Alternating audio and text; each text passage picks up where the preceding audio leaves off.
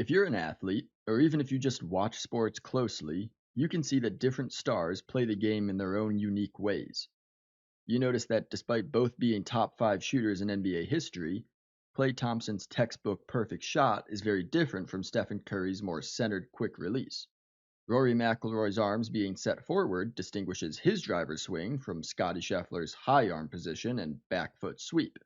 If you showed me silhouettes of Justin Tucker, Brandon Aubrey, Harrison Butker, Robbie Gold, Mason Crosby, and Young Wei Koo taking field goals, I could tell you which was which. Just like athletes, filmmakers have their own distinct features that set them apart from others, even beyond collaborating with certain actors on a repeat basis. Those elements identify the films as that writer or director's work, like an athlete's form. Quentin Tarantino's movies, for example, are marked by gratuitous violence, memorably engaging dialogue, and the presence of red apple cigarettes.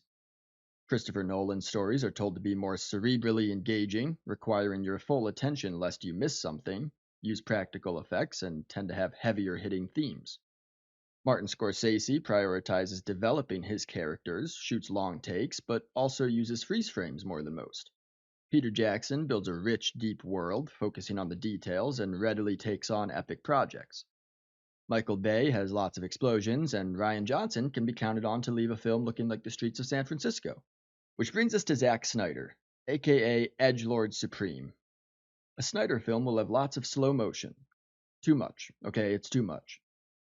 They'll be finished with a color filter that makes everything gray and dark orange. And the overall tone, you can always bet the under on how many smiles will be cracked in the movie's runtime.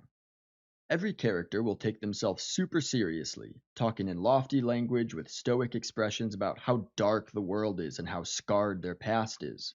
I can't remember the last time I was watching a Zack Snyder film and thought to myself, hey, we're having fun now. Granted, none of this is inherently a bad thing. Not every movie has to be fun and lighthearted. The problem is twofold. First, it's often misplaced. Wonder Woman and Man of Steel should not have the same filter over it that Dawn of the Dead has. I could even kinda get behind the tone for 300, but writing Superman as a dark character changes the essence of who that character is. Second, it makes watching his films a repetitive experience.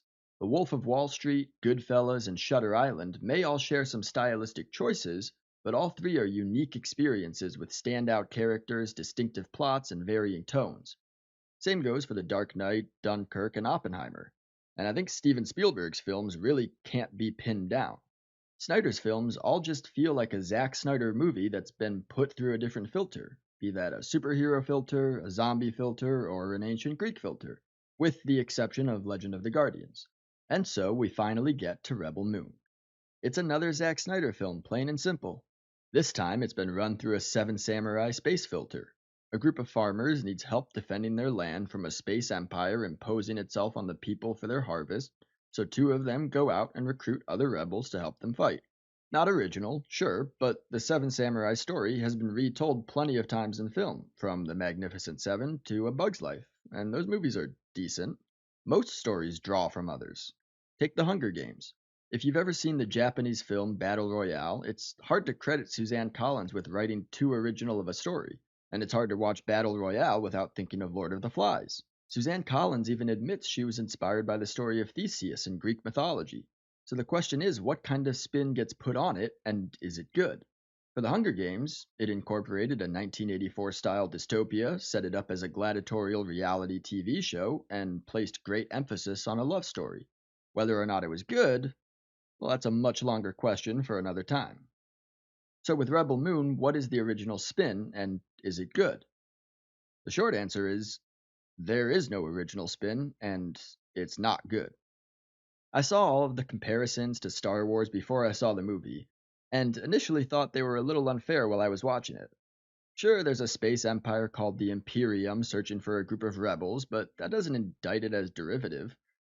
But when the bad guy's planet-killing ship is called a dreadnought, a pair of heroes visits a shady cantina where a smooth-talking guy with a ship they need shoots a strange alien on a quick draw, and a woman pulls out two glowing red laser swords, the benefit of the doubt starts to slip away.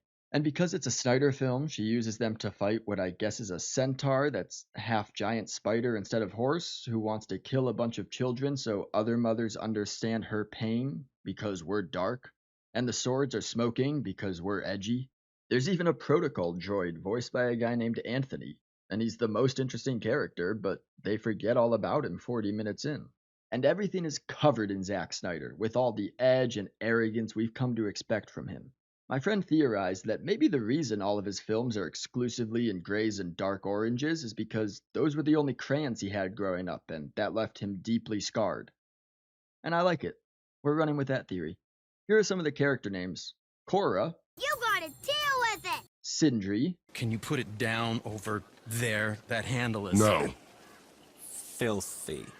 Gunner, Darian Bloodaxe, Devra Bloodaxe, and one of the characters is nicknamed Scargiver.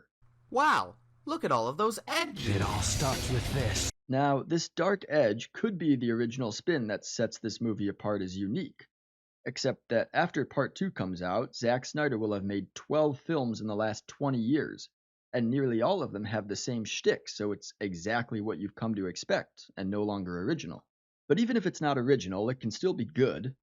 Seven Samurai is good. Star Wars is good. Put them together, and... Apple pen, pineapple pen. Pineapple, apple pen. Now, this movie is not good. It's excruciatingly long, and it's just the first installment in a two-part project, which sucks for me because I recently released a video advocating for more of these two-part movies. So let me amend my claims there. Zack Snyder shouldn't be allowed to make any. There. The movie spends 5 minutes on a narrative voiceover, its substitute for a title crawl, then it takes another 35 minutes to activate the plot. In the meantime, do we get lots of rich world building? No. The people on this planet farm, and the planet's soil is rich, and they want to stay alive. Do we learn lots about the characters we'll be following? No. Well, we do learn about the robot, who's the most compelling character in the movie, but again, they just forget about him. In those 35 minutes, Ajax kills 2 people just to make an example of them because he's bad. Then another bad guy shoots the cool robot to torment it and threatens to kill one of his comrades because he's bad. Then a group of bad guys try to rape a girl because they're bad. This is what we spend our time on. The movie is so slow. Literally. After 10% of the Justice League was in slow motion, I think Snyder wanted to break his own record. And he had to have. There's no way less than 10% of this movie is in slow motion. The action is terrible. Apparently it takes 12 cuts to see a character swing an axe twice. Yeah, I counted. We get the dumbest escape scene since Star Wars. Any one of the sequel trilogy ones, take your pick. You will remove these restraints and leave this cell with the door open.